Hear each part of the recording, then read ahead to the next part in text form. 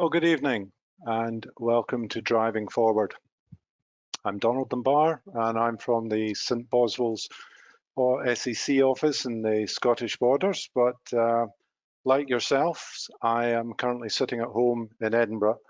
I'm also joined by my colleague George Gawley, who's in St Boswell's, Tiffany McTaggart near Denham, Craig Bothwell in Lanark, who are all working the dials in the background, the wonders of technology, pulling us all together. But more importantly, this evening, I'm joined by 4 farmers who are sharing with us information about their interesting businesses and what makes them resilient. We have arable farmer Colin McGregor, who farms 300 acres at Coldstream Mains and a further 15 contract farming agreements within 15 miles of the farm. Then we have dairy farmer Jim Shanks, who has added a 4-acre glasshouse to his enterprise. He's growing delicious tomatoes.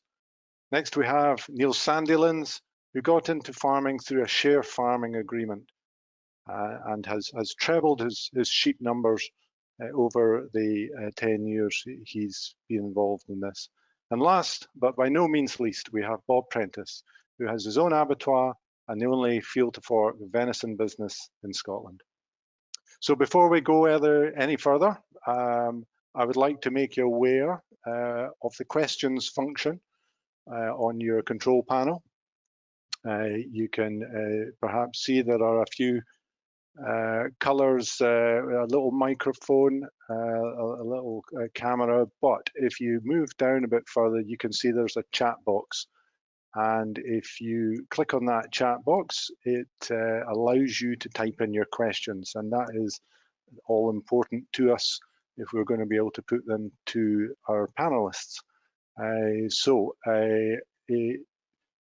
would encourage you to ask as many questions as you like early on. Don't leave it to the end. And just, while one of the farmers are on, just feel free to type that question. Now, we won't be asking them at the time. We will be storing them up. And we will ask them once we've gone through meeting all 4 farmers, and the questions will then be open to the floor. And your questions, you can, if you're wanting to ask a particular farmer, or if you just want to put it to the group. So hopefully some of you will have already listened to our podcasts. They give you an in-depth look at each of the businesses. But if you haven't heard them, I would really encourage you to do so. They are a great listen. They are both insightful and entertaining. And they are available on the FAS website. Just type in fas.scot into your browser, and hopefully there won't be more than a few clicks away. This evening we're going to introduce each of the farmers individually, play a short scene setting video, followed by a few questions from me. And once we have done all 4, as I say, we'll open all the questions to the floor.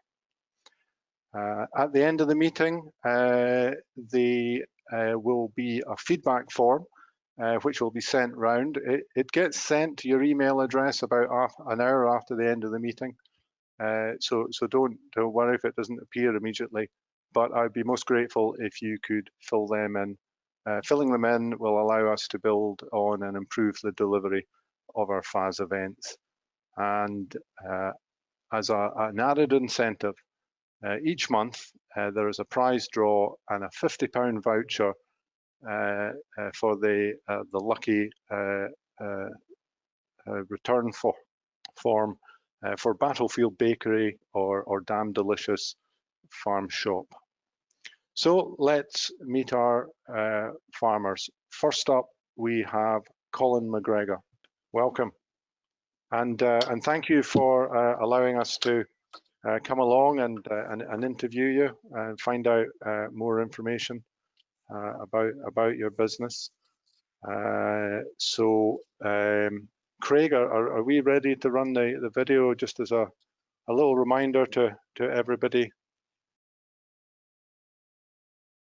I'm Colin McGregor and welcome to McGregor Farms. We're based here at Coldstream Mains in the Scottish Borders, our family farm, where we also contract farms locally in Scottish Borders and North Northumberland. The whole farm's just over 300 hectares, and on top of that we're farming about another 2,200 hectares, within 15 contract farming agreements. Some of it's in England, because we're right in the border here. We're as I say to people, we're on the right side here, but about a third of the land is in England, so it's quite interesting that we have the comparison between the two, which in some issues is quite interesting. In hindsight, my father was, I suppose, quite progressive in his day. He was growing vegetables, potatoes and cereals, no livestock. Now in this area it's predominantly arable farms, and with diversifications and management, it's not an issue. But back then, people thought, it would never work. Well, it did work, and it's become the norm around here. So we've been an arable farm since then, and then my father was involved in growing, setting up a vine and pea cooperative in this area, which still runs. And then we built this factory, and then what did we do with the factory for the rest of the year? So we started growing vegetables, potatoes, soft fruit, really going very well. So at that point we rationalised, and unfortunately we made staff redundant and concentrated on cereals and potatoes. And that was pretty much the case through the 90s. And we sort of jumped on a potato bandwagon of renting land and building cold stores and this sort of thing, and it worked pretty well. And then we were approached by a neighbour to do our first contract farming agreement in the late 90s, 1998 I think it was. So, yeah. Okay, so Colin, a little video just to give us a little bit of the details. In the podcast, you said you came back from college and you went into the deep end. Tell me how your people management style and approach to business has changed over the years since those early days of coming back from college and taking over the running of the farm. Wow. Well, I think very much when I first came back, we were farming about 300 hectares, and once the business had been rationalised from its complicated background, and I think if you've seen the podcast, it was my mother did a sort of a holding job of holding the business with the help of some very good advice and farm manager until I came back when I was 21, and then we changed the business around a bit, and it was very much hands-on with a couple of guys, and in those first 10 years, I suppose it was really learning my craft and building our potato acreage and so on, until we then had a approached by a neighbour in the late 90s. So, and how's it changed? Well, I suppose, as the business grew, then we had to build a team, and, you then become a bit less hands-on, and, you have to stand back and delegate and manage the team and put that team together, which has been good. And, it's changed over the years. We've had people change, personalities.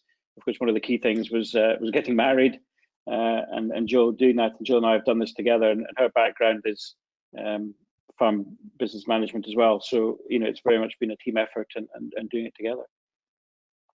In the podcast, you talked about a business management course you did at Rye College. How did that change you?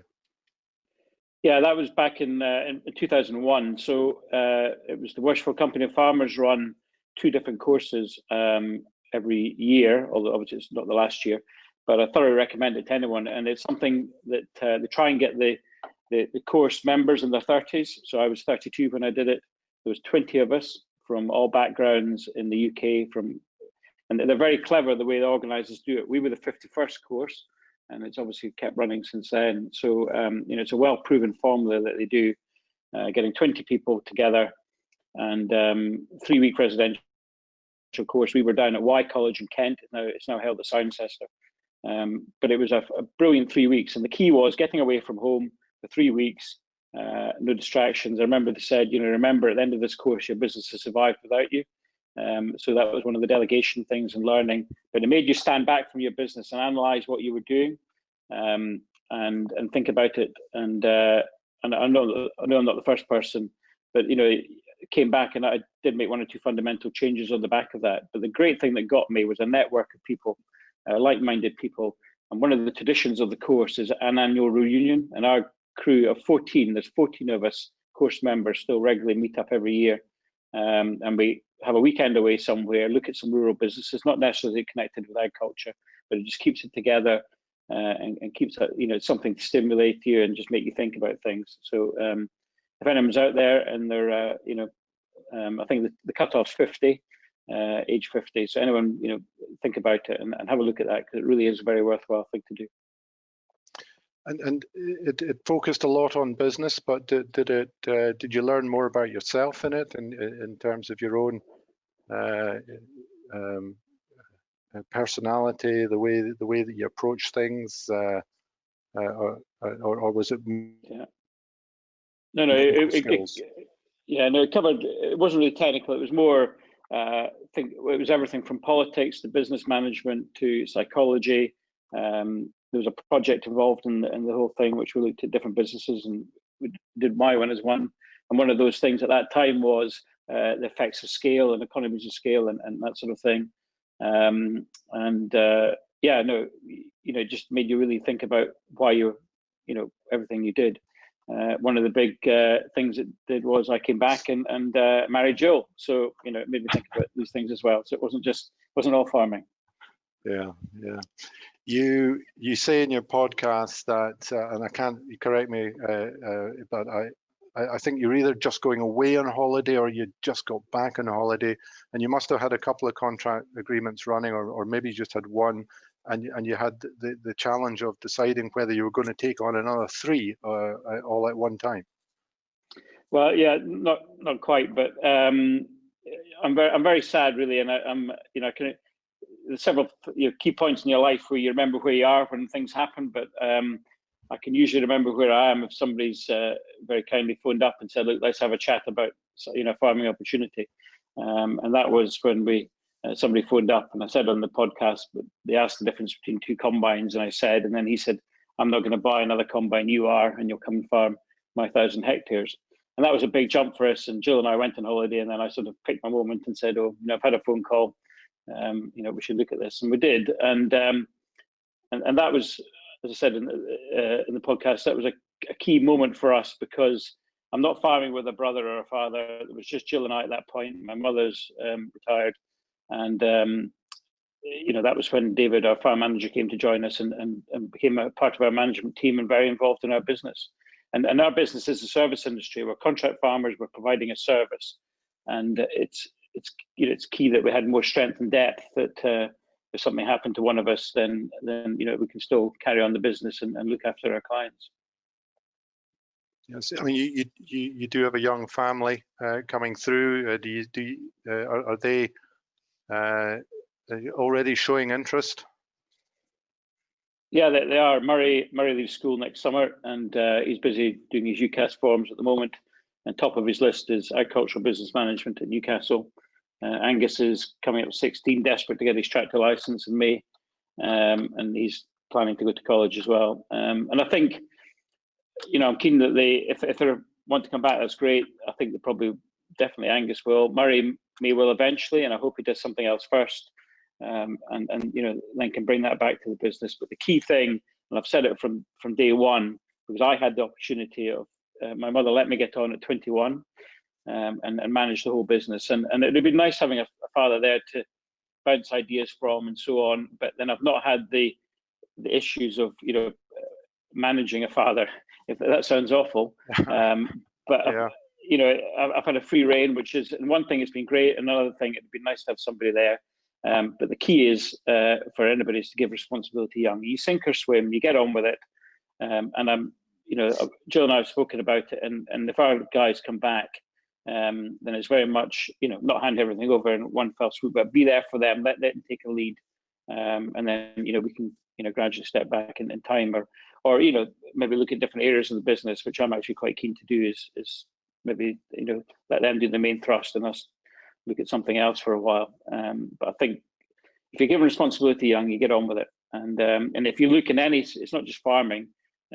but it's been quite often the case in farming or any business. But the people who've got on with it and young and taken responsibility tended to have done okay for themselves. Right, Colin. Thank you very much for that. We'll come back to you. We'll come back to you later. We are now going to move on to Jim Shanks. So Jim, we'll just play the little video to the audience, and then we'll come back and ask you a few questions. Hello, my name is Jim Shanks. I farm here at Standhill Farm at Hoyk in the Scottish Borders. We are originally a dairy farm, and we still have about 180 milking cows, but we also have an anaerobic digester, which is 200 kilowatts, and we have 2 megawatts of wood chip boilers. This is our 4-acre block of tomatoes. It's the only one in Scotland. We are at the end of our 4th season growing tomatoes.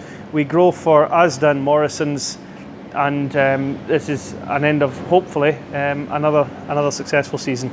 I started looking at tomatoes really when I was looking at renewables through a Nuffield scholarship in Europe, and I saw a lot of glasshouses in Europe that were next to anaerobic digesters, and I could understand what they were doing using the waste heat and carbon dioxide. And the idea just stemmed from there. There was a few obstacles in my way, but not hugely many. And I was keen. I just got the bug once I started researching tomatoes. I got the bug and doors started opening, and I thought it was a lovely environment to work in and a lovely fruit to produce that was in demand in the UK. Been many challenges that I've faced. One of the biggest ones is always convincing the planning department of your plans. Then once we get down over that hurdle, then there's the finance to secure. But really, it's about managing the staff, making them productive, and making sure that there's no passengers in here. Most businesses will fail because they're overstaffed or not getting the production out, but it's just making sure that everybody's pulling their weight and everybody's got an enthusiasm for what they do.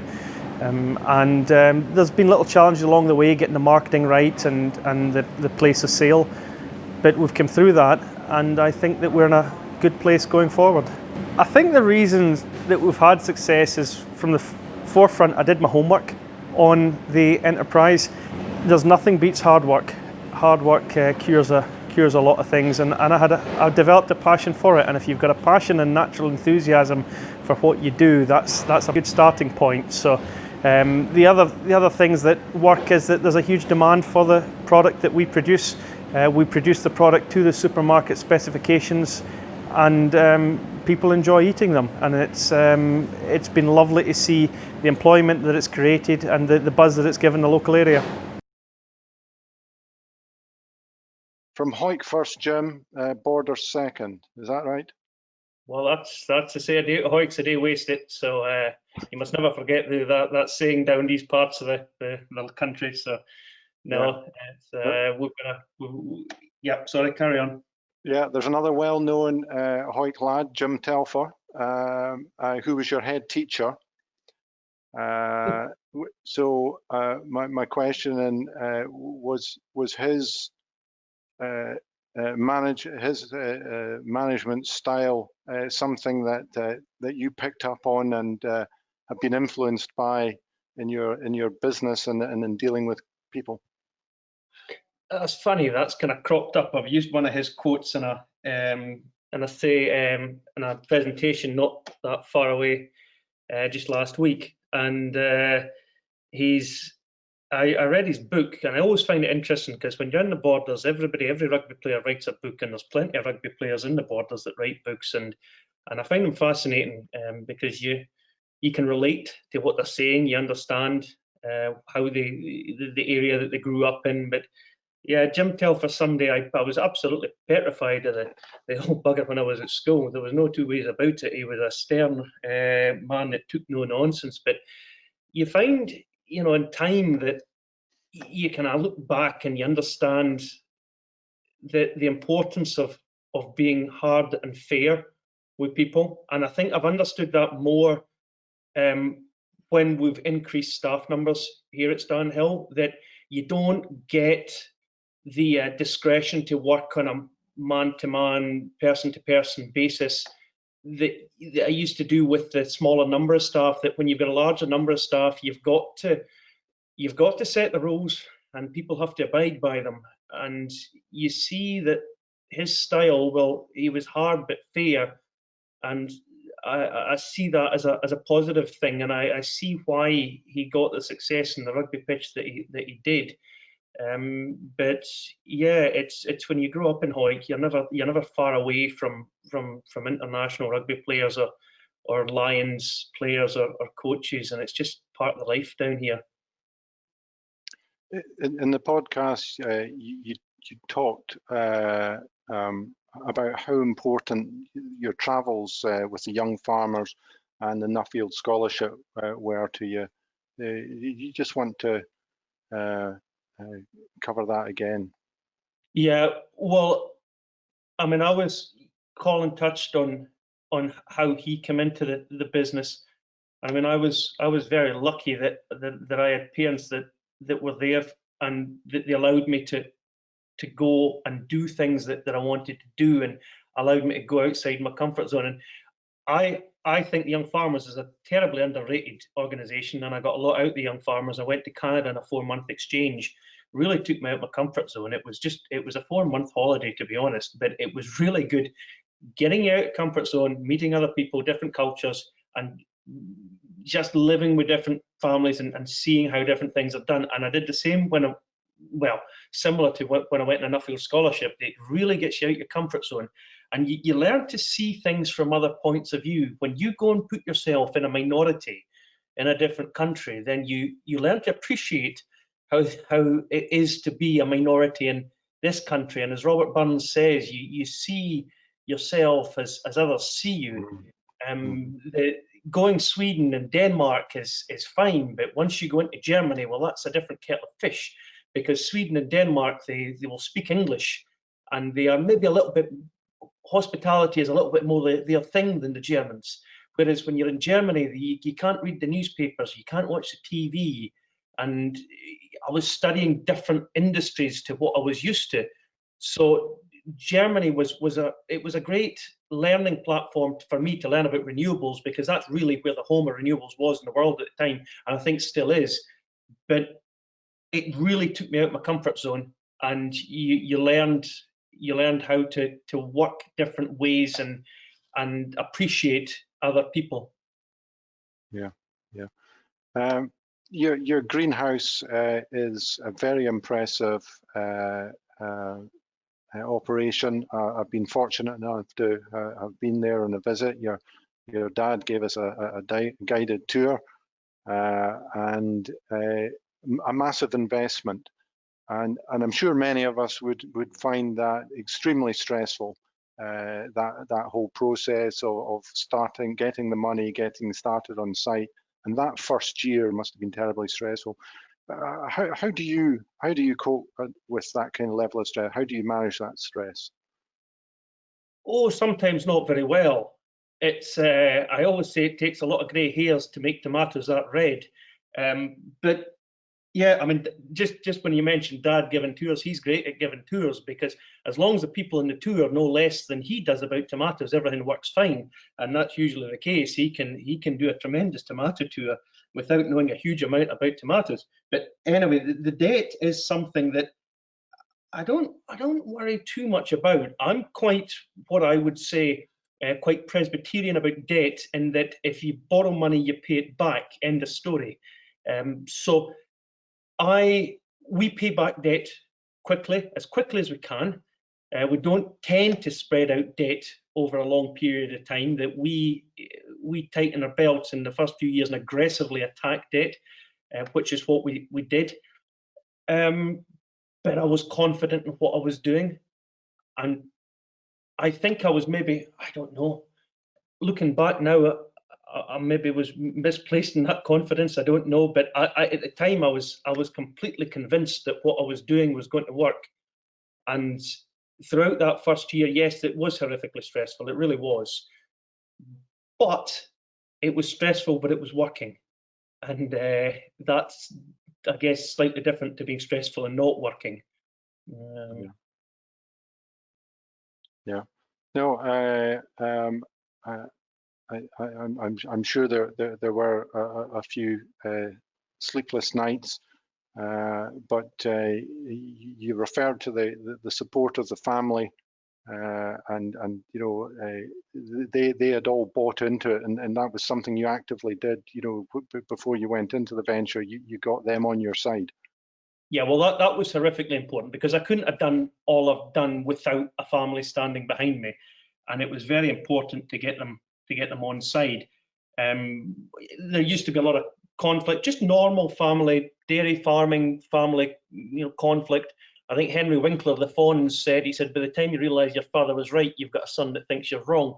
And I say I'm not quite sure if I'm quite there yet, but my family, my mum and dad were, what helped a lot was them going and starting the cheese business, and that really allowed me to go and make my own mistakes on the farm without a father looking over my shoulder saying, what the hell do you do that for? So that was a great thing.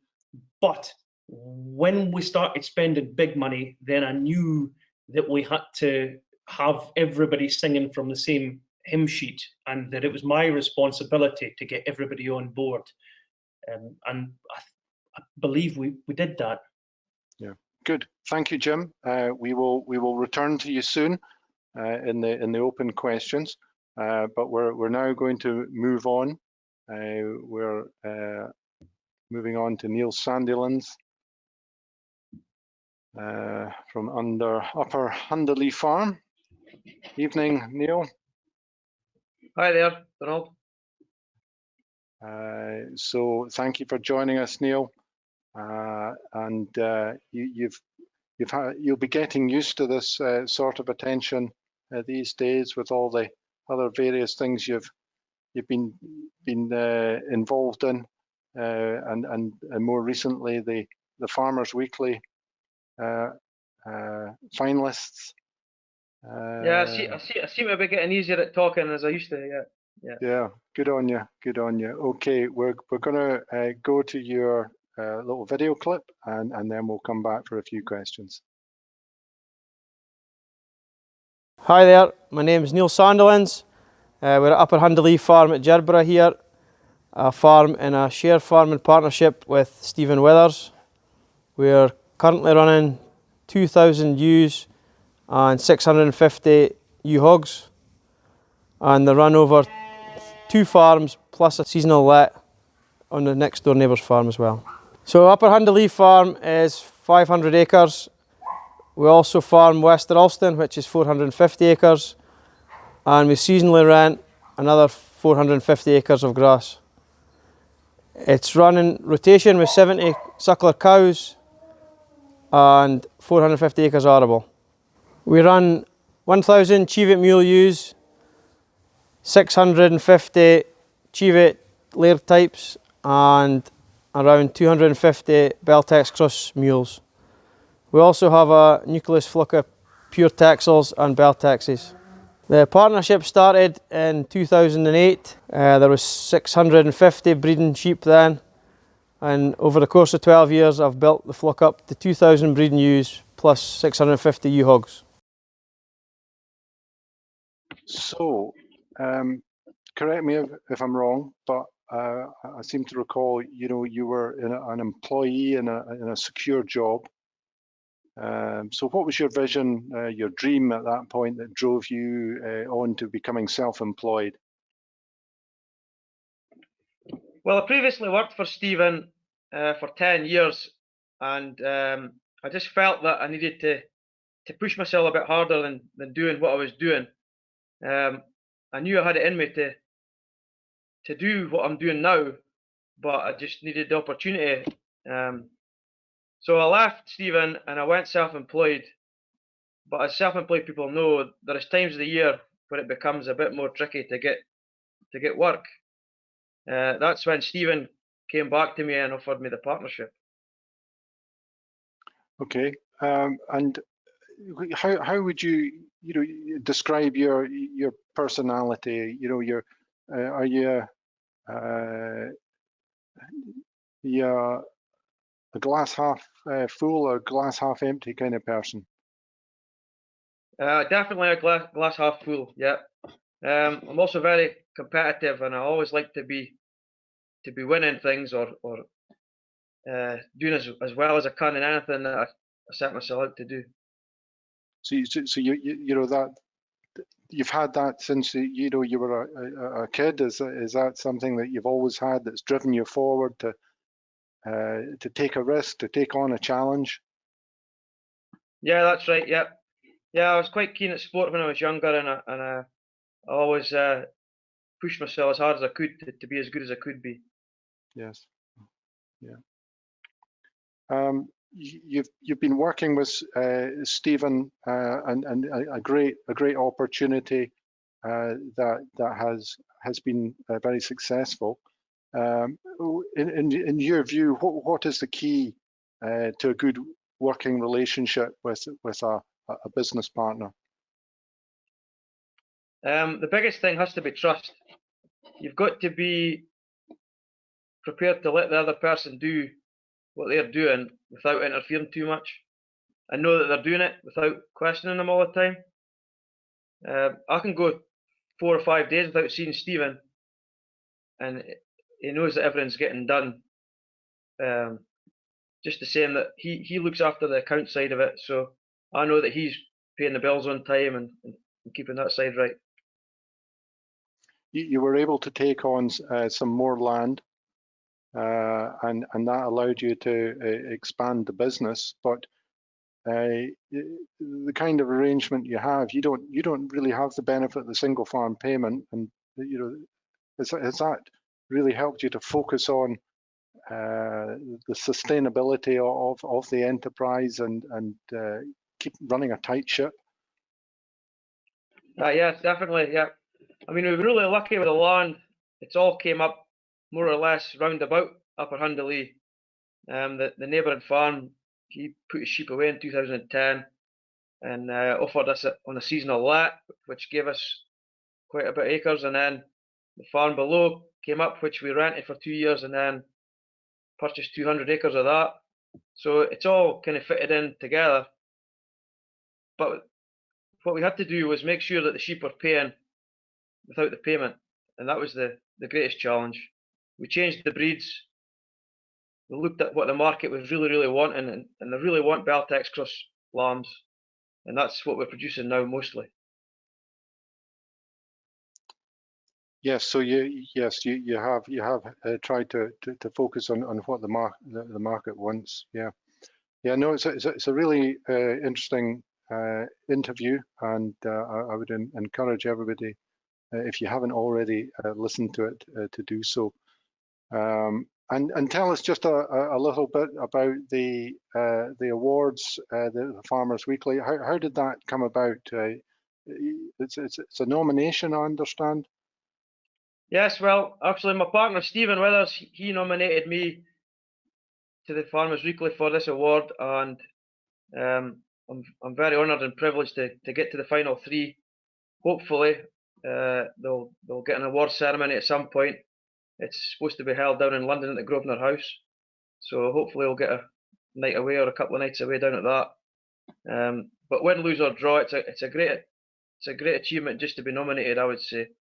And what's the process? Do they come and visit? They and quiz the pair of you?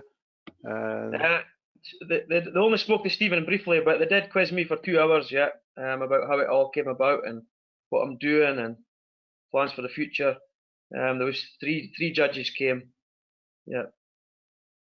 Well, all the best with that, and I hope you get your trip down to London, and that COVID doesn't stop that. I hear it's quite a bash. So we'll come back to you in a few moments, Neal. But we're now going to move on. We're going to move on to Bob Prentice. Thank you for getting home in time from the football. Yes. You had as well. Oh well. I'm glad you're here. I'm glad you're very relieved you're here to join us. So good, Bob, good. your downfield is in Fife. Yes. Yeah. And yeah, so we're stepping out of the borders for a moment. So we'll go to your video, and then we'll come back for a few questions. Okay. We sit right in the heart of Fife. It's just under 500 acres. We run 80 to 100 suckler cows, finishing all the calves which we were selling stored before, and we were running up to 500 deer, but the deer side has come back a bit because we built a butchery and an abattoir basically. We moved from West Lothian in 2002. It was 370 acres at that point, and suckler cows and ewes, just basically farming as every other farmer does, and growing arable up to 2009, which we had at that point about 180 suckler cows, all grass basically, growing some cereal. We got hit with a bit of disease at that point, which was financially quite hard, but it was also mentally quite hard to take that the cows weren't in calve, which took me to 2012, where I saw advertisements in the Scottish Farmer and in the Courier for deer farmers. There was nowhere in Scotland, when I looked into it, where we could actually kill the deer. So all deer had to be reared here basically and then shipped to Barnsley before we could do anything with the product. The abattoir was built in 2012, which was meant to do a couple of days work a week if we could. The problem we found was that we had no butchery. We only had an abattoir with 2 chills. So then it was to look at how we were going to do this, build a butchery. We applied for a grant through the food processing grant scheme with the EU, and we were awarded 130,000 for that towards the butchery and the cutting room. We ended up bringing in wild deer because we couldn't get enough venison at that point, so we brought in wild. We were shipping that to Holland as well. We're selling over to clients here. A lot of it got down in England, and that worked really, really well. But it did have its own stumbling blocks in that area as well. The abattoir today, basically, we've built it up. We started with a butcher and myself in the abattoir. We now have, as of today, we have 6 butchers working in there, 3 full-time packers and 2 guys in the till. We process for farmers and for farm shops, and we're maximum at 70 kilo a week, but we bring beef and lamb and pork and goats in from other abattoirs. We can store it here and we butcher that. So the business from 2015 to today is probably down 10 times more than it did before, and we're still growing on that. It's a tremendous story, Bob. Your journey. In the podcast, you reflect on the fact that you started off as a milkman. Yes. And so what was yours and Jane's vision for the future? Going back to that kind of time, because you certainly didn't see yourself where you are now, but you must have had some drive to get you to where you are. Yeah, well, it's we started off as a milkman, and Jane was an accountant, so she was running, but it was self-employed anyway.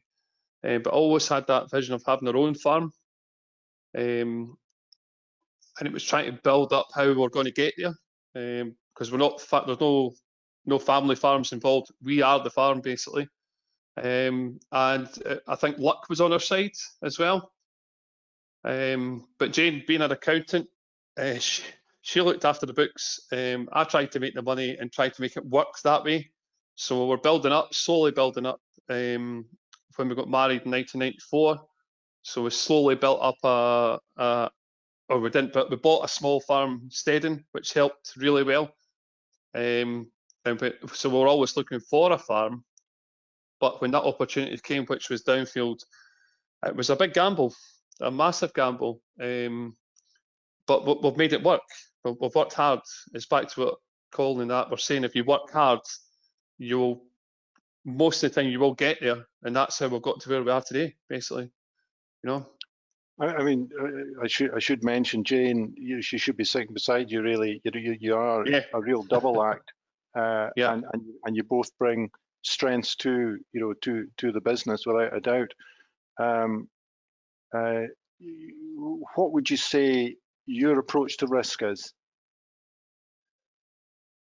I'm probably high risk, and Jane's the one that pulls the reins back.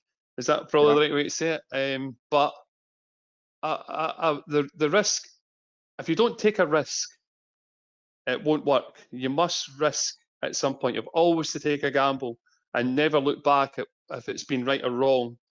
And hopefully luck kicks in here. But Jane controls the reins basically, and I'll take the risk. But we will talk about things before it does happen. But normally, the business we have created has been very high risk. We've been very fortunate that the Royal Bank has been very good to us, but it's working, you know. So yeah, so yes, you're taking a risk, but because of the blend of the pair of you, it's with your eyes wide open. Yeah, when we started Abattoir, that was a risk, and it was a very big risk because of the deer farming side of it, which it can be very high and very low troughs at certain times, and has been from the early 1980s. But where we are today, the business has probably changed to what we thought it would be 5 years ago. So the risk has paid off. If people can understand that, we've stuck at it. We've put all our work into it. I mean, everything goes into that, what we do. It's not just the abattoir, it's the butchery and the service that we provide. And we are now a service provider to other farmers and farm shops, you know. Yes. So it was very high risk to start with, but probably risk is getting lower now. So yeah, great. So you'll have had a few problems along the way. You reflected upon the herd fertility in the little video there. So when you have a major problem, what's your way of dealing with things? As in farm side or abattoir side and butchery side, it's the farm side now is settled. There's not really many problems on the farm. We're going organic, so you have to accept the weather problems with that. Yeah. What I was meaning, Bob, was more you as a personality.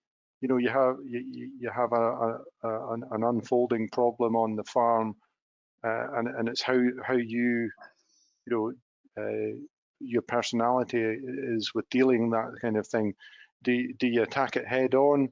Do you speak to other people? You know, what's your way of tackling a problem, whether it be in the butchery or whether it be on the farm? What's your style? If I have a problem, my problem is to head on, sort that problem right there and then. Don't back away from it. Don't let it lie.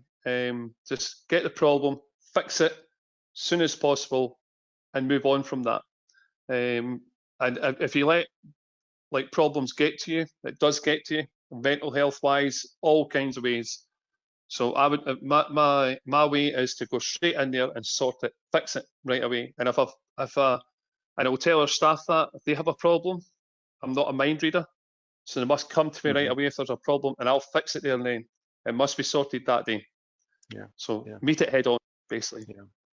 I get the impression listening to the podcast that you're involved in every aspect of the business. You know, every part. The farm side, the butchery side. You're in the abattoir. You'll be everywhere. Yes. The actual guy's called Jack, rather as Bob's. Jack of all trades, master of none. So, yeah.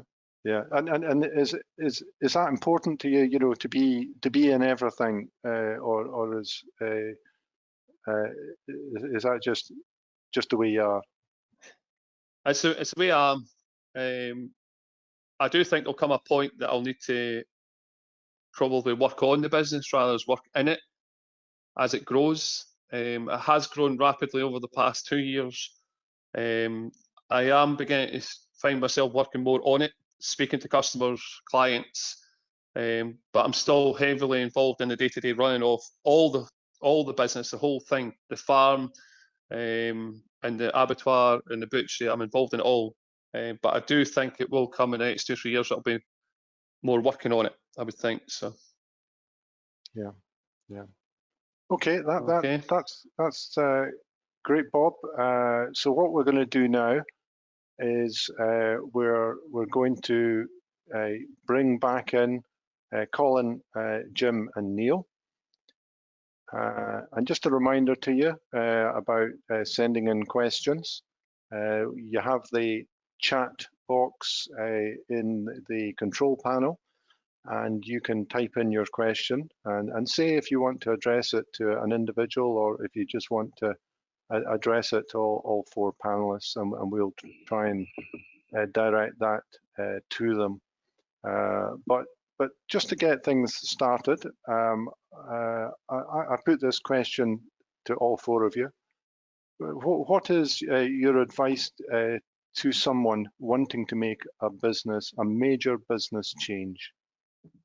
So what would you say to them? What is it that you feel from your experience is the most important things that they should consider for that business change? Now, we started with Colin, so can I put you back on the spot there, Colin? The others are great relieved now, and they've got a little moment to think, but you're on the spot.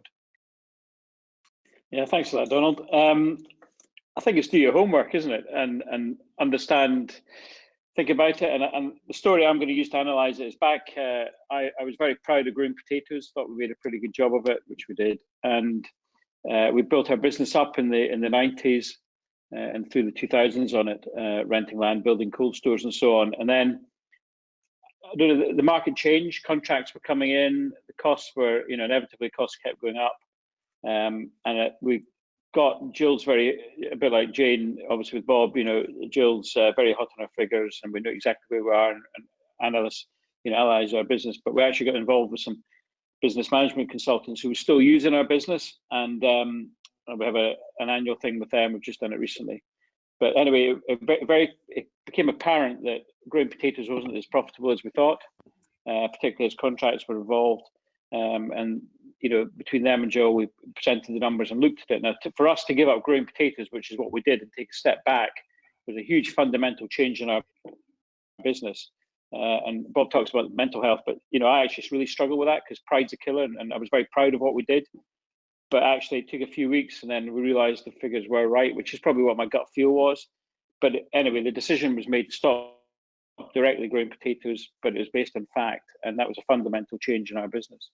So I think it's do your homework, be confident in it, and then as Bob said, you keep looking forward, make the decision, and then look forward and make it work. Yeah, thank you for that, Jim. I'm sure you will agree with some of that. Yeah, something else to add? Yeah, no, agree with most of it. The homework's probably one of the most important things to do, and you've got to have a natural enthusiasm what you do, and as Bob was saying, hard work is a great thing, and just a determination to make things work, but also an honesty. That I think that honesty is really, really important, because sometimes you can get enthusiastic about something and then you lose the actual focus and honesty, and that you can make a development fit what you want it to fit. And you've got to be honest with family, bank manager, and honest with the figures, and honest with yourself as to what this new enterprise is going to actually do, and not what you want it to do. Okay, thank you, Jim. Neal, anything to add there from your experience? Just really that I wouldn't have feared change at all. I think you have to embrace it, and sometimes it's good to be a wee bit scared about what you're actually trying to achieve, because it keeps you on the ball and keeps you sharp and makes you think a wee bit harder about what the end goal is. Yeah, a good point. Good point. Bob? I don't think I really need to add a lot to it. It's drive, really. Drive, and don't be frightened of it. If you've got a vision that you think will work, homework, like what Colin, Jim, and that's already said, and don't be frightened of it. But if you've got a drive to do it and work with people and listen to what they say, it's back to I used to fatten a lot of cattle, and the best thing I ever did was buy a feed wagon, and I got my costs down to what I thought was right, and it wasn't working. So be eyes open and ears open and listen and drive it forward the way, maybe not the way you want it to go, but the way it'll pay to make it work is go that way. So because our business has changed basically from what it was 5 years ago. Within 5 years, it's went from processing for supermarkets to processing for other farmers and farm shops, but we did not expect that. And it's working. So it's to be eyes open, ears open, and listen to people and drive it forward. Maybe not the way you want it, but the way it's comfortable to be, that the banks are happy and the accountants are happy. So, and Jane's an accountant, so I've got to keep her happy. So, so. Good. Thank you. All excellent answers. Again, to all four of you, this is a question from our audience. What skills do you think are key in running a successful business? What skills do you think are key in running a successful business? Back to you, Colin. Drive, determination, and delegation. Yes, delegation. That's an interesting one, because sometimes that's a really difficult one. Is it delegation something you found easy? No, it's not easy, but I think as you get older, you learn to realize you can't do everything. And if you get good people about you, then you need to delegate to them, because they need that responsibility thing that I was speaking about maybe earlier. And if they're good enough, they need that challenge. And if you trust people, it's back to relationships. If you trust people, you can delegate to them, and they get on with it. And then you can focus on something else, or keep everything else going. Yes. Jim, are you a good delegator? I'm maybe not the one to answer that. It's you would like to think so, but then again, nobody would say that they're a bad delegator. But that's probably the challenge I've got going forward, is that you can take your business to such a level and you can spin all the plates yourself, but taking it on further and getting somebody else to spin the plates for you is a tricky thing to do. We've delegated a lot in the business that we run, but it's difficult. You've got to trust but verify, I think, is one of the sayings that goes around. But yeah, it's very, very difficult. I always say when you can do dairy farming, you can do anything. And I still go back to the work that we do with the cows, and when you've got that level of commitment and expertise and everything that's involved with dairy farming, then you can take those skills elsewhere. And as I say, if you can do it for dairy farming, you can do it for most other things. That there's basic raw skills that you need to manage business. But yeah, there's so much to it. It's just one of the most difficult things to do. It's not just one thing. It's been able to have all the plates spinning, have everything running the way it should be running. But as Colin says, to get bigger, you've got to then delegate and trust other people and have the protocols in place that see the business move forward. Bob, you are involved in everything in the same way that Jim is. All aspects of the business. Is delegation something that comes easily to you or not? It's not easy, because you can always think you can do it better yourself, so you end up doing it yourself. But delegating we've got some good guys that work with us that we can not so much delegate, we discuss how we're going to do it. and it works well. So delegating is not the easiest part for me, I'm afraid. But it does work. It does work. I have to let the guys do it, but they never do it the way I want it done. It doesn't matter how good they are. So I end up going back and doing bits myself. So it's not an easy one, but we will, as age is creeping on me, so we'll have to delegate more. So. But you're referring to communication skills there, and having good communication with everybody. Yeah, you have to. Sorry, on you go. On you go. No, on you go, Bob. Just say what you're going to say. You have to have a good connection with your staff. That's one thing I would say. If you've got a good communication system with your staff, your business will run easy.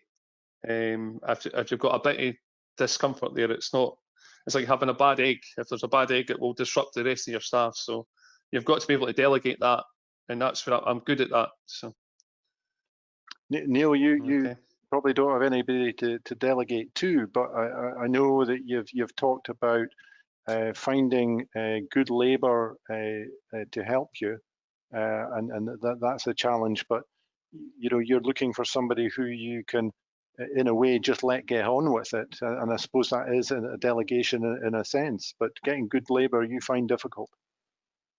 Yeah, it's been a challenge over the years, and just like the other gentleman said, when I first started, I did absolutely everything myself, and I found it difficult letting anybody else do anything, because I felt, just like Bob said, they didn't do it as well as I did it.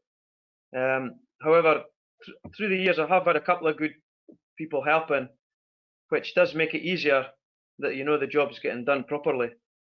But another thing, if you're enthusiastic, that really does help as well. Yes. Well, I get that from all four of you. You're all very passionate about what it is you're involved in, and that obviously drives you on as well. So we've got one or two questions that are for individuals. So it's a question for Jim, and it's about the tomatoes. How many varieties of tomatoes do you grow? Are varieties selected for disease? We grow as few varieties as we can get away with. The fewer varieties we have, the simpler it is. We've got it down to 2 varieties. We've got a classic large tomato that's sold on the vine, and Piccolo. Piccolo is a cherry on the vine. Now the large the large tomato on the vine does really well for us, and yeah, there's a little bit me likes. Would like to grow the whole glass house there, but our buyers, Morrisons and Asda, want to put a Scottish sticker on the tomatoes and give it that regional produce. So the Piccolo has always had that brand of quality to it. So they both want that Piccolo in the store with a Scottish sticker on it. So I have to, in effect, grow a little bit, a token amount of Piccolo for them.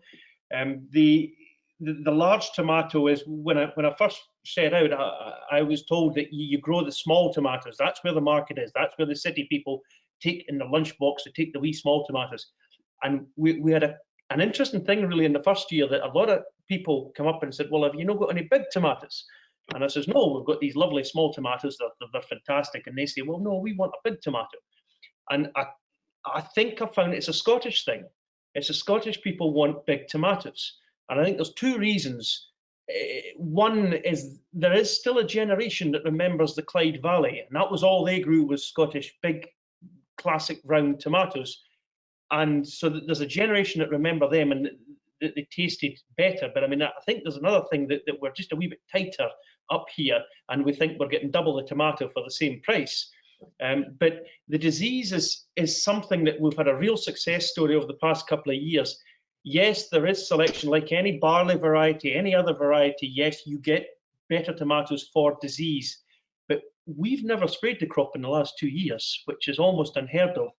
And I think one of the things that we have the benefit for up here is we were always told that we would grow less in Scotland, that 1% more light is 1% more crop.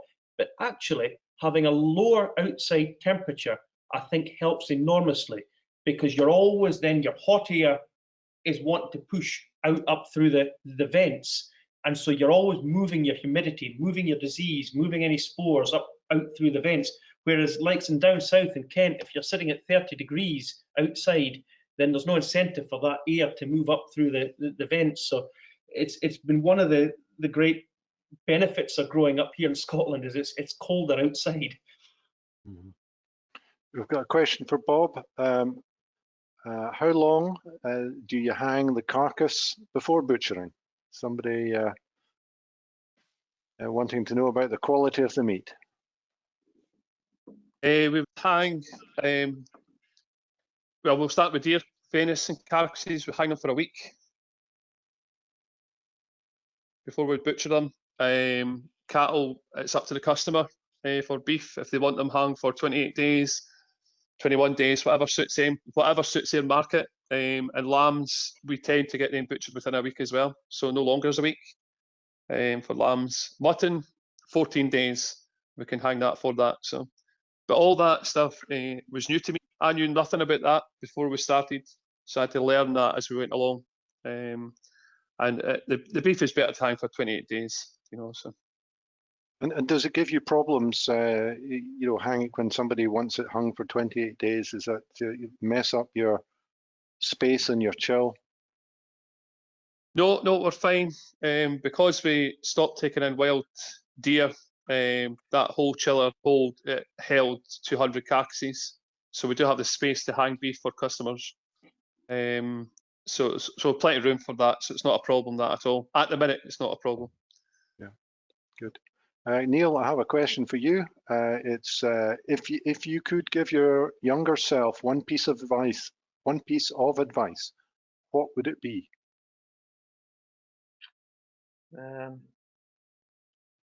Probably to go for it a bit quicker than I did, because I was into my 30s by the time I started this business, and I think I could probably have did it maybe 7 or 8 years quicker. Okay.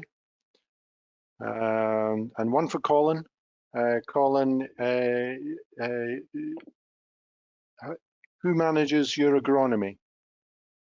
Yeah, that's part of David's role, our farm manager. So we do that in-house. So we don't rely on serviced agronomy. And David takes advice from a number of different sources, and we make our own policy. And that means that we can go into the quote market for ag chem, and we have a number of different suppliers who supply us. In France, just as an aside, in France it's illegal to sell chemical and provide advice from the same source.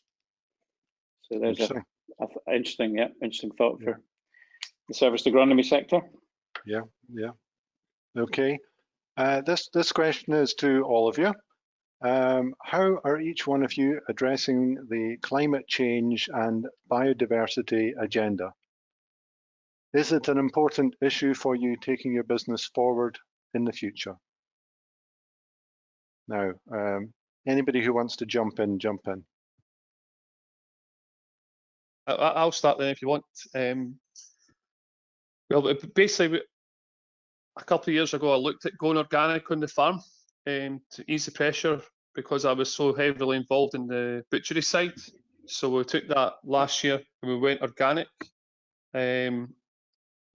which I've no regrets at the minute. We're all in our second year conversion. So, and one of the big keywords that I can see going forward is environment, which might not be like Colin here has grown a lot of cereal, so needs chemicals and stuff to control disease problems and that. Whereas what we're trying to do, because we're a smaller unit, is go organic, and we are finding a lot of interest on organic producers of lamb and meat wanting our abattoir to have an organic day as well, so we can produce organic from start to finish. So our whole business is sort of going down that route, which will be environmentally friendly as well. Our biggest problem is in packaging, is putting the product out. We still use a lot of plastic, which we would like to change that. That's an easy one, you know. So. Okay, thank you, Bob. I think we maybe have lost you. Would somebody else like to come in on that? Yeah. On you go, Jim. On you go. On you go. Super. No, I think it's very important to be aware and take steps. At the end of the day, we have to produce what the consumer wants, and the consumer, whether it be through their choices in the supermarket or whether it be through the democratically elected government that they vote for, whether it be through their will and wish, that we have to carry out what the consumer wants, and the consumer wants an environmentally sustainably produced product. Whatever we do, it's to be environmentally. So we've got to roll with it and got to give people what they want. There is, no matter what, you know, the debt is horrific in the country there just now, but we have disposable incomes like we have never ever known before in this country. So people are going to buy and choose what they want, and that price, while will always be king, and I'm not getting away that the price will always be king. And when we're selling a product, more and more people will have extra disposable income, even in these hard times, to make the choice as to what type of food and how it's produced these days. So we've got to be aware and continue to give the person who's buying our product what they want and produce it the way they want it produced. Okay, Neal, you were ready to say something as well. On you go. Yeah, well, we've decided, we've been looking at our carbon footprint quite a bit recently, and so we're going down the route of more forage crops for wintering lambs on and finishing lambs on, rather as buying in concentrates, and that seems to be making quite a big difference.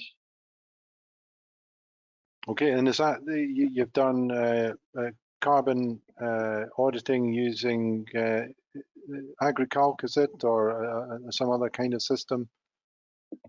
Yeah, we got the college to do an audit, and it seemed to work okay. So we look like we're pretty high up in the levels where we should be. Good, Colin. I guess with 15 contract farming agreements, you might have clients who will be on a full range of whether they're interested in climate change and the environment, and you need to adapt to that.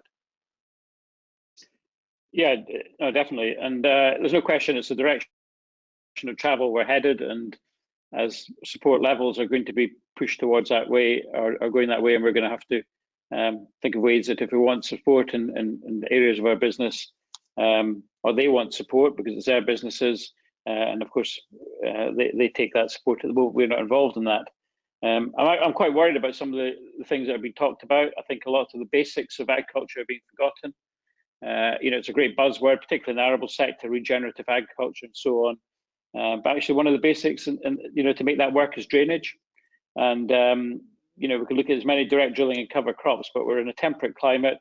We have a different, you know, very short, narrow working windows compared to you know, down in Kent or in the southern half of the UK, different climates. And we're going to have a system that works for us up here. Yeah, I'm sure we can adapt and do things, but it's we really need to understand these things and not just take blueprints from other parts of the country or the world and expect them to work in Scotland. And we must remember the basics. Yeah, Jim, you referred to the we have to respond to the politics of the country and the consumers and the supermarkets, and this is to all the speakers. Are you excited or nervous about the current political situation in terms of how it's going to affect your business going forward? Are you talking about Brexit or COVID?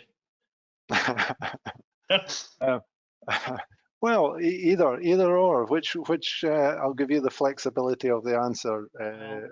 But I was thinking Brexit. But if COVID is affecting you, then on you go. Well, with Brexit, I always say, you know, when people say, how's Brexit going to affect your business? And my response is always, well, you tell me what Brexit is and I'll tell you how it's going to affect my business. So we still don't really know.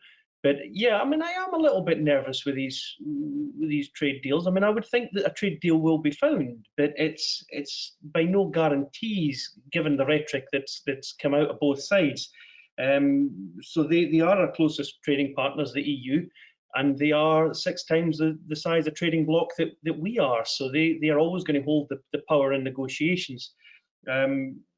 It's, you know, we're just going to have to wait. You know, possibly another week we'll know a bit clearer as to whether there's going to be a smooth or rough transition. With COVID, well, somebody's going to have to pay for this. Well, we know who that, you know, everybody's going to have to pay for this, and that's something that quite often gets missed when the Chancellor goes to the magic money tree. At the end of the day, again, it goes back to debt. If the government's going to rack up debt, then that's simply deferred taxation on every single person in the country. So the amount of debt that we're racking up is eye-watering, akin to wartime debt. And after 1945, it took us to, I believe, 2007 to pay that debt off. So we are racking up mind-boggling amount of debt, although it does say to me how affluent a country we are to be able to sustain and access the debt that we're racking up. Would anybody else like to comment? I think a deal will be done at the last minute. I suspect I don't think we're actually quite capable of. I'm very disappointed in the current UK government, and you know, we've got bumbling Boris, who just seems to be bumbling his way through this. They'll do a deal because it's easier to do a bad deal than it is to do no deal, because they're not probably capable of sorting out a no deal situation. So I'm quite worried about what's going to hit us in that respect, and I'm very concerned about the Scottish government because they just seem to be on the back foot and not really getting on and being proactive. So as you can tell, I'm not an SNP supporter either. Bob or Neil, do you have anything to add to that?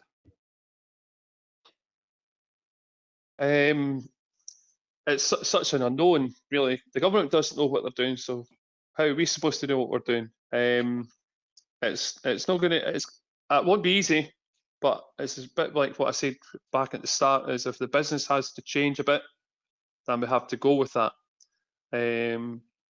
But I think the country itself can produce enough food to feed ourselves, just about. So farming is important to the whole country, and it's not just one farmer; it's them all. And if Brexit, well, we'll have to cope with that. Simple. I've heard that during you know, the COVID lockdown and afterwards that direct supply farming businesses have done really well. You know, they've had an increase in demand, and was that your experience, Bob? You know, have you had an increase? Yeah, definitely. Yeah. It's been phenomenal, actually. I mean, we took on a small butcher shop a year and a half ago, and it's doing 50% more as what it did in January at Christmas time. We're actually doing about it's been Christmas just about every week, and it's all local. It's our own beef, our own lamb that's going into the shop, but it's local people coming to buy from that. And most butchers I speak to, it's the same happening with them as well, which has probably brought people back to the butcher shop because they don't want to go and stand in a queue in Tesco or whatever, any big supermarket. So it's been great for that type of business. Unfortunately, the hospitality trade, which we did supply into, that's gone. And I don't see how some of these businesses are going to survive. They won't survive that. So we're in very interesting times between the COVID and the Brexit. Sure. It's not going to be easy for some people. So I know, Jim, you said from the tomatoes point of view that the UK is only 25% self-sufficient, but for you, Neil, we rely on exporting lamb, which, you know, is your main thing. Are you concerned about what Brexit might bring? I am slightly, but for the last 12 or since this time last year, really, the sheep have never been such a good price, really, apart from 3 weeks when COVID had to start with, or they got sorted out again. And this back end, the sales have been phenomenal. There's a huge shortage of sheep meat worldwide. As you can see, the prices in Australia for breeding stock is as high as they've ever been. They break records weekly at the minute. So I think that the said sheep is going to be hit the hardest with Brexit, but I'm not so sure it's going to be sheep. I think it might be one of the other sectors. Okay, Stephen Withers has dropped in a comment, so it's good to know you're watching, Stephen. And he says, I delegated my sheep enterprise to Neal at the age of 60, and my business has continued to expand. There are others who can do as good a job or better than you. I hope we got that correct, but I think, Stephen, I've heard him say that, it was his wife that looked after the sheep, and he wasn't all that in love with the sheep himself, and he was looking to maybe get rid of them or wind them down, and you came in, and that's a great compliment from Stevens, that you've taken his business forward since the pair of you partnered up. And Stephen says, don't be afraid to give a young person a chance. So thank you for that, Stephen. Further question, I have an individual question for Colin. It says, I've known many successful farmers who have had to take the reins young. They seem to have moved their businesses forward quicker than others. Why do you think that is? Is it because no one is holding them back? Yeah, that's probably one of the reasons. When you're young, we talked about risk earlier, didn't we? And you're very, you're probably the greatest. You're really up for taking risks, and you got full of enthusiasm, full of energy. Obviously young and daft, but some of them are not so daft, but young and enthusiastic. And I think you do make mistakes, but you only make them once, and you just have to keep going forward. And it's that youthful enthusiasm, I think, and that energy. And you don't recognize it at the time, but when you look back, and you definitely had, well, I think all of us will recognize we had a lot more energy in our 20s and probably our 40s, but we've still got a lot to do in our 40s and 50s. Aye, 50s. yeah. I'm there as well, unfortunately. Okay, here's a question to all of you. How do you all manage your time?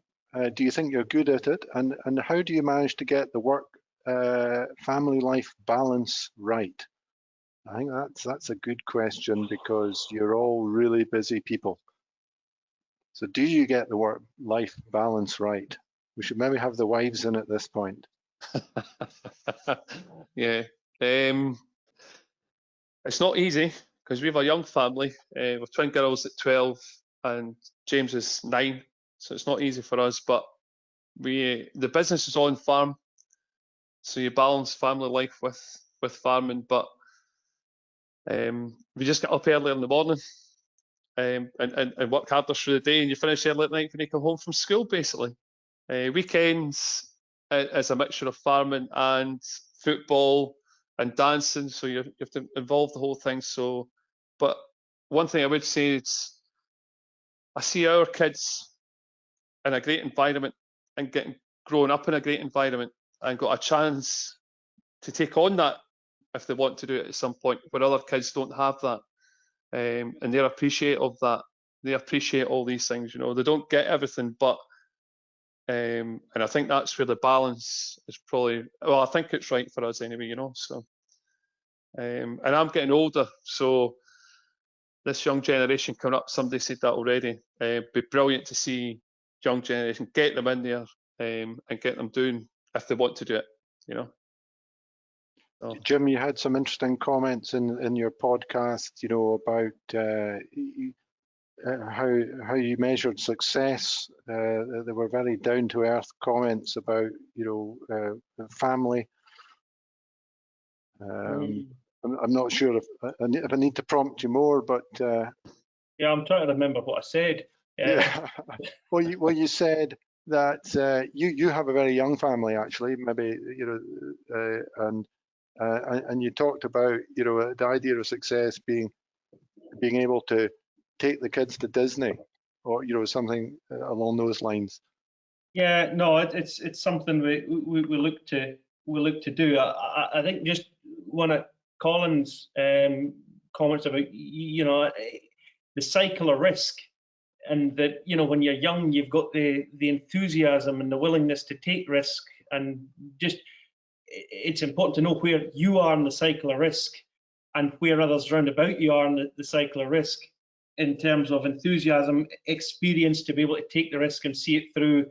And then once you get older in life, then you don't want to take risk. But we're at a point here where it's kind of worked in fairly well for us, that we've got 3 kids, 2, 4, and 6, and it's coincided with a time where we've taken on a lot of debt. So it's actually been we're quite happy just to, you know, we can't do a lot of things there just now in terms of going fancy holidays or anything like that. We wouldn't be going this year anyway, but it's kind of coincided just quite nicely. We're having a young family, and it's taken on that debt that they're just starting to get older. The debt's starting to come down quite significantly, so we're coming out there, and hopefully, you know, next 2 or 3 years we'll get to do some nice stuff. But it's always very important just to make the time to go out on the walks and give the family the time that they deserve and need. Neil, how do you get the work-life balance right? Yeah, I echo what Jim says. Actually, I mean, you've got to make time for your family. I love this month of the year from now till Christmas, because it's my quietest month, and I get in at 4:30 because it's dark, and I'm never out much before 8 in the morning because it's still dark. So you get to spend much more time with the kids. But the kids love coming to the farm. They get up Saturdays and Sundays, and they come with me round the sheep and what have you. They're up much quicker at weekends as they are through the week to go to the school. Yeah. Colin, have you anything to add to that? No, I've no gems of wisdom, but it's you know, when you work with your wife partner, it does add a different dimension, and it's very difficult to switch off, particularly in a busy business when you're going forward and you know, leaving it in the office or back in the workplace. And it's something we've probably not been as good at as we should have. I always jokingly say that Jill and I have separate offices, and on a good day she rings me, and on a bad day she emails me. And it just, you know, it's just getting that balance is really difficult. Our boys have grown up amongst it. You know, they're keen to work now on the farm. They've got a great skill set, having grown amongst it, as farm kids do. Even if they don't come into agriculture, they can take that into any industry. And I think it's just, you know, I think as you get older, you've got to, you don't have as much energy as well, but you have to try and make that more time. But when you're growing and building a business, it's really hard. And it's probably one of the biggest challenges that gets left behind, because you've got to concentrate on the day job and the bit that's try and make it all work. Yeah. Well, the time has flown by. It is 9 o'clock almost. We'll draw our questions to a close, but I'll just take the opportunity to thank Bob, Jim, Neil, and Colin very much for allowing us to come in and interview them, and for them to be willing to put themselves up in a webinar. It's not the most comfortable experience, I'm sure, but I'm sure that everyone who has listened to this tonight has thoroughly enjoyed it, that you have dealt with your questions well. But I would encourage anyone who hasn't listened to the podcast to do so. They are available on the FAS website at fas.scot. And if I can just remind you again about the feedback forms, if you can fill them in and email them back in, that would be great. And of course, you will be put into a draw. And so every completed survey has a chance to win £50 worth of damn delicious meat or Battlefield Bakery produce. So once again, thank you very much to all our speakers. Thank you to my colleagues who have been working the dials in the background there and keeping the show on the road. Not too many blips, hopefully. And thank you to everyone out there for joining us this evening. And I hope you have a good rest of the evening. Thank you very much to everyone.